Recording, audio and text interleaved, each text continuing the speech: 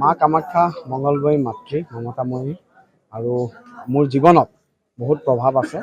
গতিকে কালি চামগুৰিবাসী ৰাইজে জাতি বৰ্ণ ধৰ্ম নিৰ্বিশেষে আমাক মোৰ লগতে সমগ্ৰভাৱে ভাৰতীয় জনতা পাৰ্টীক আৰু মিত্ৰজোঁটক যি আশীৰ্বাদ দিছে, গতিকে তাৰ কাৰণে আজি মাৰ ওচৰত এবাৰ সেৱা জনাবলৈ আহিলোঁ, আহি থাকোঁ।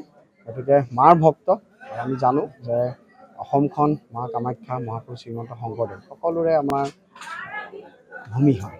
গতিকে ভক্তিত আমাৰ আছে আৰু আধ্যাত্মিকতা থাকিব লাগে ভাবি থৈছিলোঁ, সেইকাৰণে আহিছোঁ।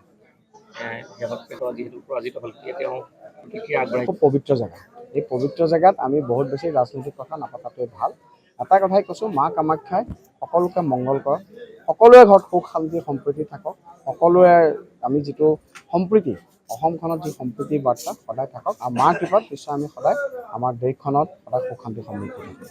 ইয়াৰ পাছতে বাজপেয়ী ভৱনত আপোনালোকে এখন সভা আছে 6টা বজাৰ পৰা আমি তাত যাম। ঠিক আছে, ধন্যবাদ। অভিনয় কৰাৰ হেঁপাহ আপুনিও পঢ়ি ৰাখিছে নেকি?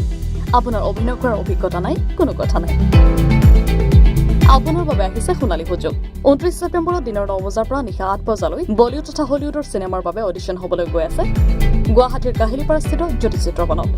5 বছৰ বয়সৰ পৰা 17 বছৰ ব্যক্তিয়ে কৰিব পাৰিব অংশগ্ৰহণ। পঞ্জীয়ন হ'ব বিনামূলীয়া, নিৰ্দিষ্ট ৱেবছাইটত কৰিব পাৰিব আবেদন।